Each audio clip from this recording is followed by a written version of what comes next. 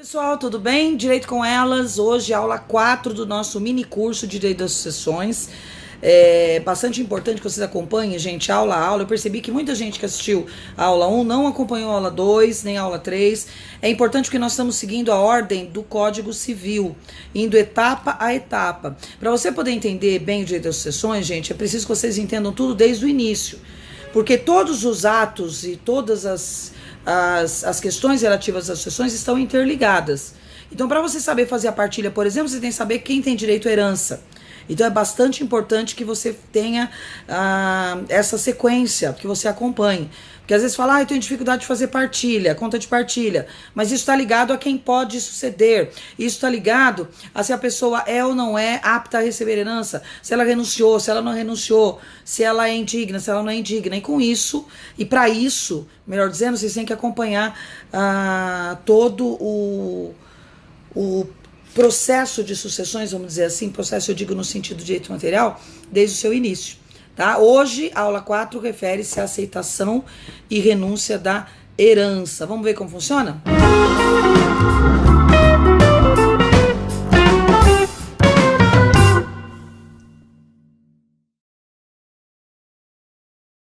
Muito bem, gente. Nós temos aqui a aceitação e renúncia da herança a partir do artigo 1804 do Código Civil.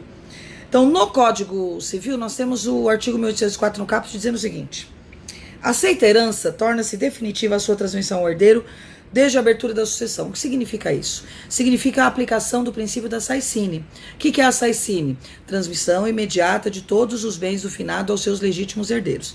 Então, a aceitação, claro, vamos falar de tempo físico. A aceitação é um ato posterior à morte. Não tem como a pessoa aceitar no exato momento em que a pessoa morre, que o outro morre.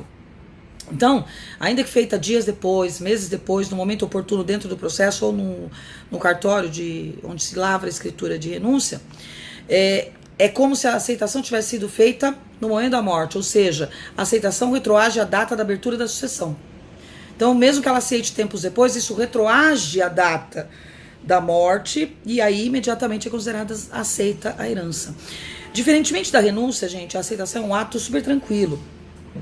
Ela pode ser feita na forma expressa, presumida ou tácita, tanto que na maioria das vezes a aceitação é tácita, porque a aceitação, na verdade, ela é a confirmação de um direito.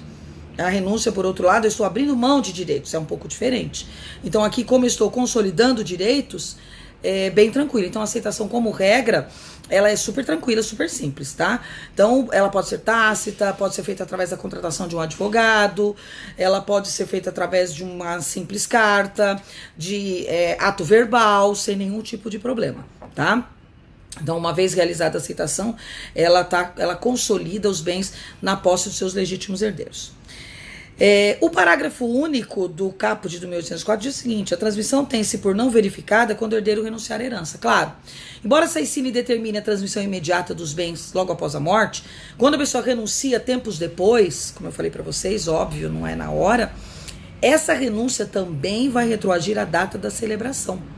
Estou pensando em casamento. A data da morte do finado. Então a pessoa morre, imediatamente os bens são transmitidos pela saicine. Porém, se tempos depois houver renúncia, a renúncia retroage à data da abertura da sucessão. Só que ao contrário da aceitação, a renúncia é extremamente solene. Para renunciar, a pessoa vai ter que realizar uma série de atos solenes previstos nos artigos a seguir que a gente vai falar, e sem essa solenidade a renúncia não vale. Tá? Então, se ela não aceitar, ou seja, renunciar, também retroage à data da abertura da sucessão e a transmissão não acontece. 1805, a aceitação da herança, quando expressa, faz-se por declaração escrita. Quando tácita, há de resultar tão somente de atos próprios da qualidade de herdeiro. Então, contratou advogado, toma atitudes com relação aos bens da herança. Então, os atos dela representam a aceitação. Bem tranquila, então, a aceitação da herança. O código também, no parágrafo 1º, diz que atos simples de liberalidade não indicam aceitação. Por exemplo, pagar o enterro do finado. O fato de você ter dado dinheiro ou pago as despesas do funeral não significa que você aceitou. esse é um ato que não indica necessariamente aceitação, tá? Porque ele pode ser um ato de solidariedade, de bondade, de generosidade, ou de apoio aos familiares, etc. Então isso não significa necessariamente aceitação, tá? O parágrafo 2º fala que também não é aceitação cessão gratuita pura e simples da herança aos demais cordeiros. Isso não significa necessariamente um ato de aceitação. Na verdade, esse parágrafo 2º, ele está indicando renúncia. Olha como às vezes o nosso Código Civil, ele confunde a nossa cabeça, né? Veja, o parágrafo 2º do 1804 diz assim, 1805.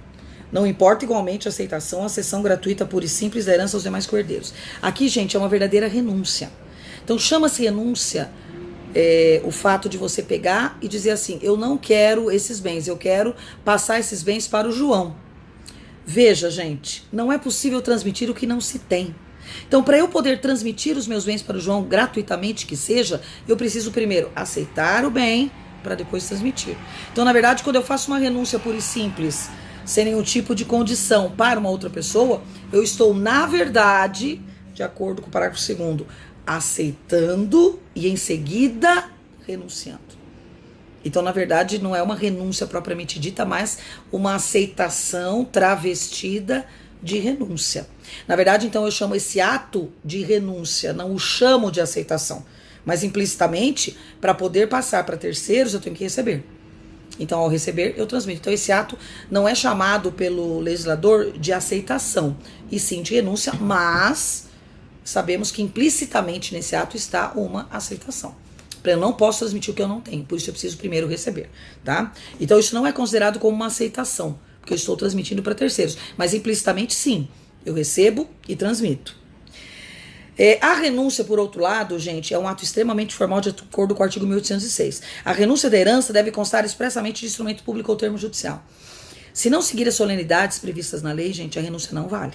Então ela tem que ser ou feita em cartório, através de uma escritura pública de renúncia, ou ser feita nos autos do processo de inventário, através de termo especificamente feito para isso. Então existe lá nos autos, se o advogado e a família assim preferir, você está rolando lá o processo de inventário, aí é feito um termo judicial de renúncia, onde os herdeiros comparecem ao cartório da vara, assinam o termo de renúncia e a renúncia fica valendo.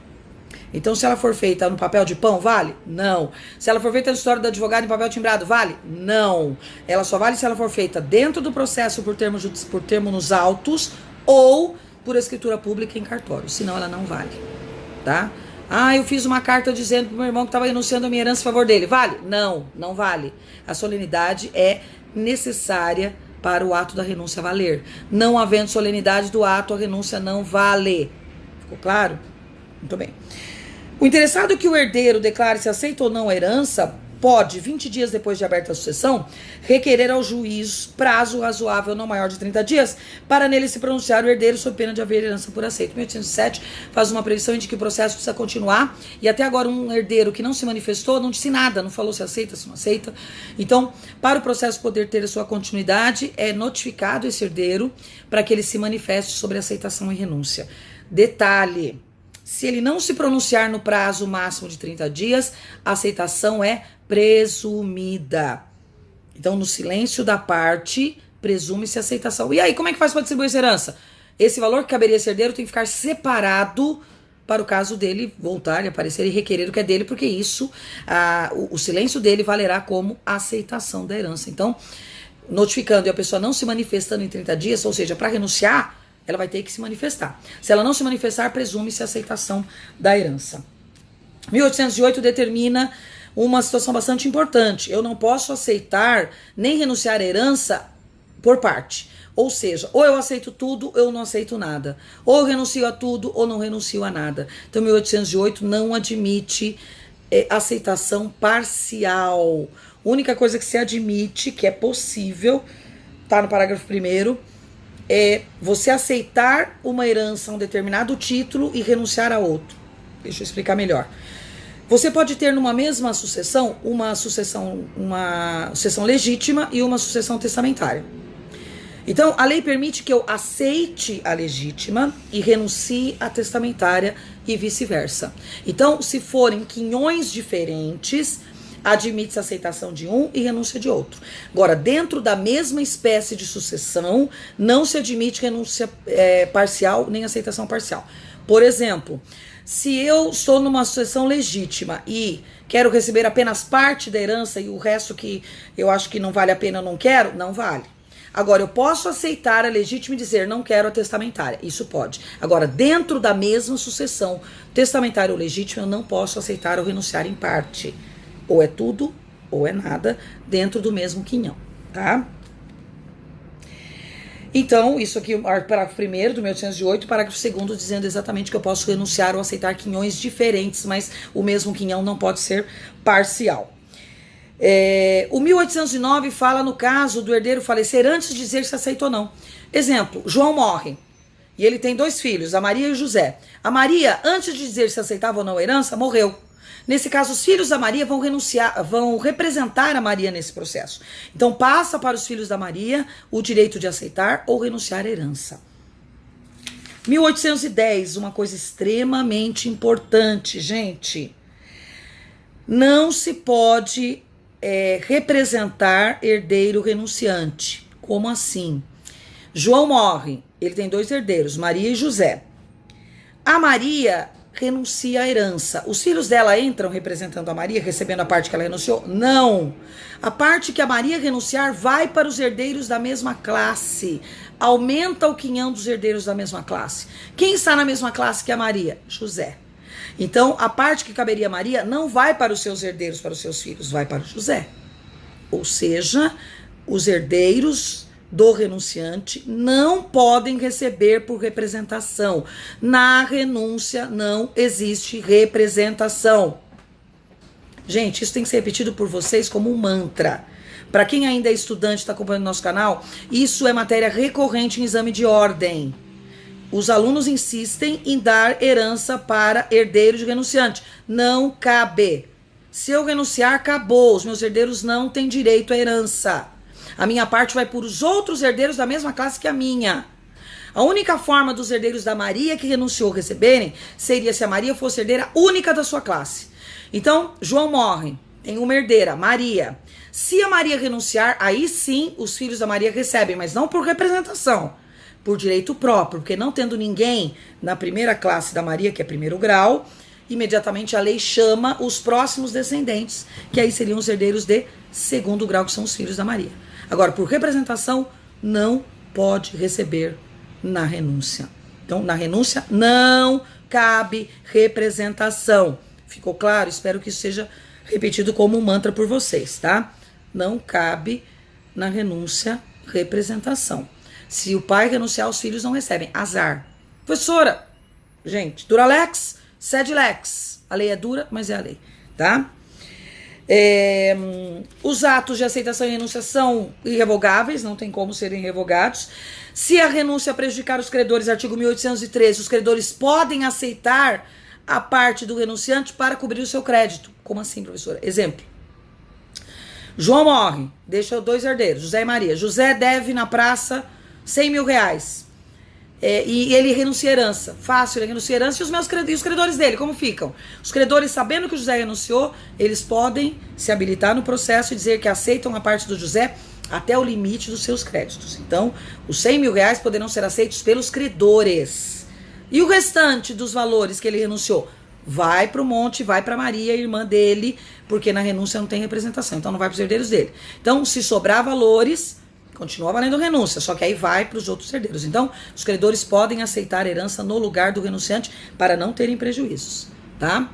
Então, paga todas as dívidas, o valor volta para Maria e aí a renúncia passa a ser também valendo sobre o restante. A doutrina fala, gente, em 2 espécies de renúncia: renúncia abdicativa e renúncia translativa. A abdicativa, gente, é a renúncia propriamente dita. Por quê? Eu digo assim: não quero herança, ponto, não falei pra quem vai, pra ninguém, eu só não quero. Então a minha parte vai automaticamente pros herdeiros da mesma classe que a minha. Se eu renuncio à herança e tenho minha irmã, os bens vão pra minha irmã. Essa seria a abdicativa e a renúncia pura. Agora, fala-se na renúncia translativa, é aquela que eu falei agora há pouco sobre aceitação. Então, na renúncia translativa, eu digo assim: eu não quero a minha herança, eu quero que minha herança fique sei lá, a Maria minha irmã, então automaticamente iria para ela, não. Eu quero que a minha parte vá para minha sobrinha Maria, a Joana. Então, a Joana recebe a minha parte. Então, para eu poder transmitir, na verdade, eu tive que receber e transmitir. Então, recebo a herança e transmito para Joana.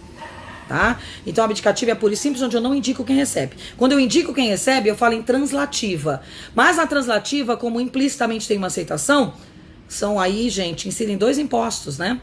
O imposto de transmissão causa mortes, né? Que é automaticamente todos os herdeiros têm que pagar quando recebem herança. E quando eu passo para Joana, incide o imposto de transmissão inter vivos. Então, são 2 impostos. Por isso que a translativa ela acaba sendo mais onerosa, porque eu recebo e transmito. Aí eu chamo isso de renúncia translativa. Na abdicativa eu simplesmente abro mão dos direitos. Certo, gente? Então olha só como é importante a renúncia e a aceitação da herança. Pode mudar totalmente o quadro da sucessão legítima e testamentária. Certo, gente? Então, se vocês gostaram do vídeo, deixa sua curtida aqui. Leiam os artigos depois, novamente, tá, pessoal? É importante que vocês assistam os vídeos e depois releiam os artigos. Verifique se tem dúvida, manda para nós se vocês tiverem dúvida na nossa página no Facebook ou aqui nos comentários que a gente vai responder para vocês. Tá bom? Ou manda no nosso e-mail, do Jeito Com Elas. Divulguem nosso canal, acompanhem o nosso mini curso. No final, quem assistiu todos os vídeos vai fazer um curso que eu vou mandar para vocês uma provinha através do Google Docs. E quem tiver acerto de mais de 60%, eu vou emitir um certificado de conclusão do nosso mini curso. Então é importante que vocês acompanhem aula a aula. Divulguem para os seus amigos, para os seus colegas que têm dificuldade na matéria de sucessões. Continue acompanhando nossos vídeos, a gente tem vídeo de direito do trabalho, processo, consumidor, nas mais diversas áreas, incluindo português. Inscrevam-se no canal, queremos chegar aos 4.000 inscritos até o final do ano, a gente conta com vocês, conta com a sua assistência, combinado? Semana que vem tem mais. Um beijo, até lá!